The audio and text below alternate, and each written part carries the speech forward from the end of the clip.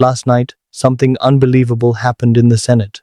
Republican senators, who have stayed loyal to Donald Trump for nearly a decade, finally broke ranks. It was a moment that could change the Republican Party forever and shake American politics to its core. For years, Trump commanded loyalty like no other leader. Senators defended him through impeachment trials, blocked investigations, and supported his false claims about the 2020 election. They protected him through controversies that would have ended anyone else's career. They stayed quiet when he attacked Gold Star families.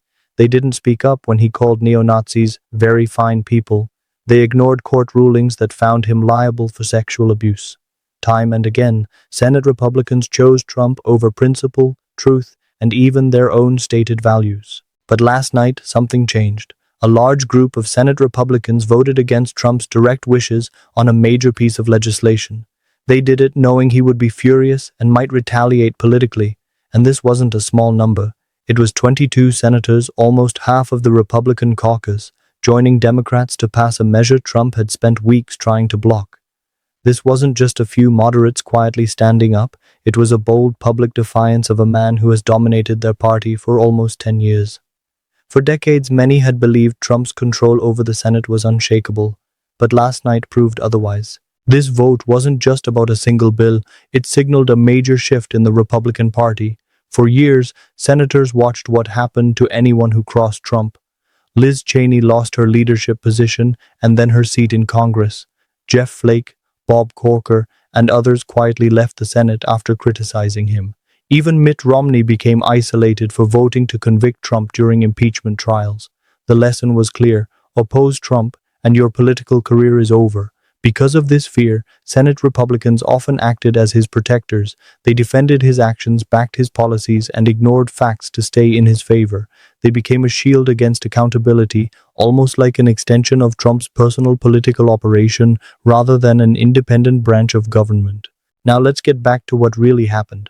Around 11:30 last night, reports showed just how tense the Senate floor had become. The vote was supposed to happen earlier, but negotiations dragged on late into the night. Senators were gathered in small groups, talking intensely about what this vote would mean for their political futures. Earlier that day, Trump had made his position very clear on Truth Social. He called the border security package a complete surrender to Democrats and said that any Republican voting for it was a traitor to the MAGA movement. These weren't gentle warnings, they were harsh, direct threats. Trump was telling Republican senators that personal loyalty to him mattered more than actually solving the problems the party claimed to care about. And he made it public, using his platform to watch everyone's moves and apply maximum pressure. This announcement shocked the Republican caucus. Senators were faced with an impossible choice. If Trump, the most powerful force in the party, could demand they kill legislation they had worked on, legislation that actually addressed Republican priorities, what did it mean for their ability to govern? What did it mean for the Senate? And what did it mean for the future of their party? The key question was simple but huge. Do they govern responsibly and risk Trump's wrath, or do they protect Trump's political interests and ignore the nation's needs? For years, most Senate Republicans chose the latter, but last night, something changed. This isn't the first time Trump demanded total loyalty. His approach to leadership has always been personal. Anyone who stops being useful or disagrees with him faces immediate consequences. Jeff Sessions is a prime example. Sessions was one of Trump's earliest supporters, campaigning tirelessly and even serving as Attorney General. But when he recused himself from the Russia investigation, Trump turned on him. He mocked Sessions publicly, undermined his authority, and eventually pushed him out of office. Rex Tillerson, the first Secretary of State, faced a similar fate. Despite his global experience, Trump fired him via Twitter for doing his job, calling him lazy and incompetent. John Kelly, the longest-serving chief of staff, tried to bring order and structure to the White House, but was pushed out and publicly humiliated. Even Vice President Mike Pence, loyal for 4 years, was targeted when he refused to block the certification of the 2020 election. Trump's message was clear: loyalty only matters if it serves him personally. Last night, some Senate Republicans faced the same dilemma. They had been loyal, defending Trump through scandals and attacks. But now they had to choose between that loyalty and their responsibility to govern. 22 senators decided they had enough. They chose governance over fear. They chose solving real problems over protecting Trump's political strategy. What angered Trump most was the legislation itself, the border security and foreign aid package. Trump wanted Republicans to kill it because any legislative success would give President Biden a political win. Meanwhile, Republican senators had been negotiating in good faith for months. The bill included real border security improvements and aid to allies like Ukraine, Israel, and Taiwan. It represented compromise and progress, the kind of governance the Senate was meant to produce. As the vote approached, it became clear that many Republican senators weren't backing down. They were forming coalitions, talking quietly to each other, and thinking about standing up to Trump's bullying. Several issues gave them confidence. Defense hawks wanted Ukraine aid, business leaders wanted stable international relations, and senators from border states wanted real border improvements. Senators running for re-election in swing states worried that being obstructionist would hurt them politically. Polls also showed Americans were frustrated with congressional dysfunction and wanted lawmakers to get things done. For some senators, the political cost of blocking legislation started to look higher than defying Trump. These senators cared about their legacies. They didn't want to be remembered only as Trump's enablers. They wanted to be remembered as legislators who actually served their states and upheld their constitutional duties. Then the Republican negotiators made a bold move Trump considered a betrayal. They went public defending the bill, explaining its benefits on TV, holding press conferences, and showing their Republican colleagues that this legislation was worth supporting. Senator James Lankford of Oklahoma, a conservative Trump supporter, refused to back down. He believed this bill was real progress for border security. When Trump saw this defiance, he erupted. In his eyes, negotiating with Democrats and passing legislation to solve problems was a betrayal.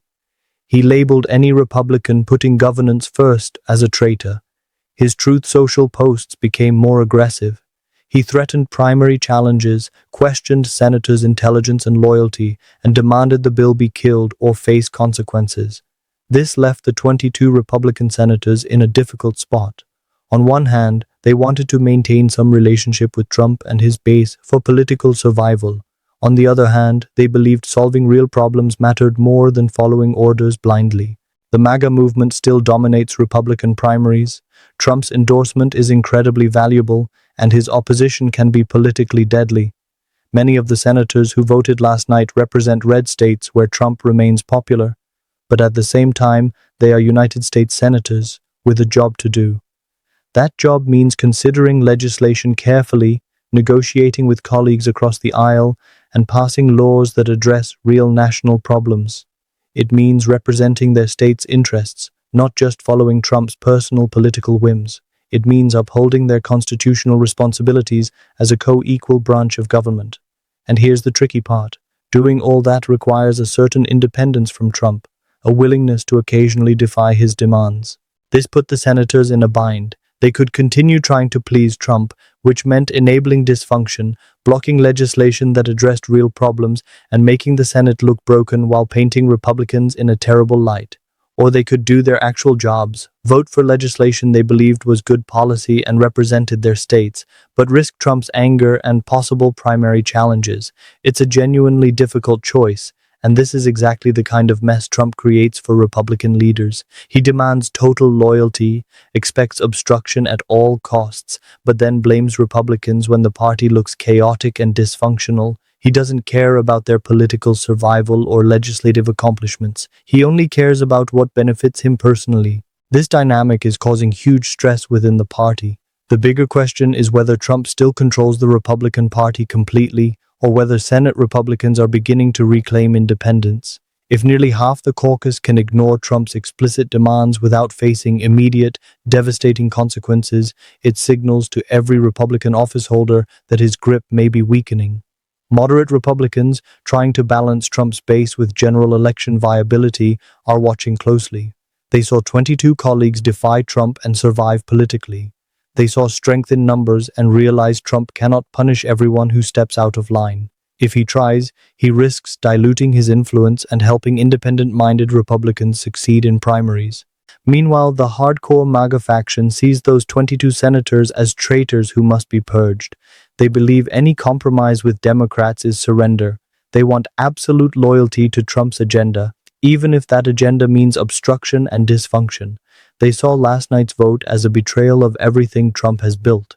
The intensity grew when Senator Lindsey Graham, one of Trump's most reliable allies, voted for the legislation despite Trump's opposition. Graham had been pushing for months to provide aid to Ukraine, believing it critical for national security. His vote was remarkable because he had been publicly loyal to Trump on almost every issue. If someone as loyal as Graham breaks with Trump, it signals that defying him on certain issues is possible without being completely cast out. The vote took place around midnight, a time when senators often feel freer to vote their conscience. Cameras are off, press galleries empty, and public scrutiny lessens. In these late-night moments, senators sometimes reveal their true positions rather than just political calculations. The roll call was revealing. 22 Republicans joined all 49 Democrats and the 3 independents, passing the bill 74-23, well above the 60 votes needed to overcome a filibuster. The yes votes came from senators across the ideological spectrum, defense hawks like Graham and Mitch McConnell, border state senators seeking real border improvements, swing state senators demonstrating responsible governance, and institutionalists committed to upholding the Senate's constitutional role. Those who voted no were mostly the most Trump-dependent senators from safe red states where MAGA voters dominate primaries. They couldn't risk defying him without threatening their political identity. Last night's vote essentially mapped Trump's real influence versus his perceived power. He controls some Republicans completely, influences others significantly, but doesn't have absolute control anymore. That is a major shift from even a year ago. Trump's reaction was explosive. Within minutes, he posted on Truth Social, attacking the 22 Republican senators, calling them stupid and weak, questioning their intelligence and loyalty, and promising to back primary challenges against several of them. He labeled the vote a betrayal of America, claiming the senators sided with Democrats against national interests. Classic Trump, filled with personal attacks, exaggerations, and threats. But here's what's different now. These threats no longer carry the same weight. Trump cannot campaign against half the Senate effectively, fund challenges to all of them, or make examples of everyone who crosses him without weakening the party. His reaction revealed a crucial point. He is losing the ability to control through fear. Nearly half the caucus defied him on a major vote, and threatening them afterward doesn't restore authority. It highlights that his power is shrinking. Other Republicans took note. They saw that the 22 senators survived politically. The sky didn't fall, careers didn't end.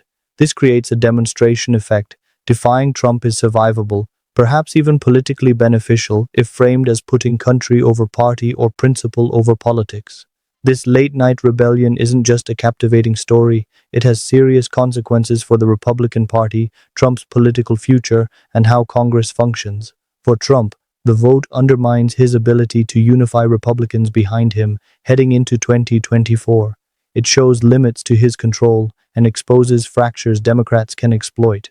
For the Senate Republicans, it allows them to appear serious, responsible legislators who prioritize national interests over partisan games.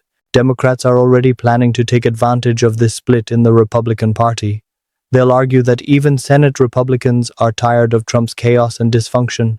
They'll point to this vote as proof that Trump doesn't represent the future of American conservatism. They'll highlight the senators who chose governance over loyalty to Trump and use that to encourage others to break from him. Expect to see clips of Republican senators defending this legislation in Democratic ads. The message will be clear. Even Republicans know Trump is dangerous and obstructive. Even his own party is starting to reject his leadership, and that message could resonate with swing voters tired of the chaos of the Trump years. This vote also has big implications for the Senate itself.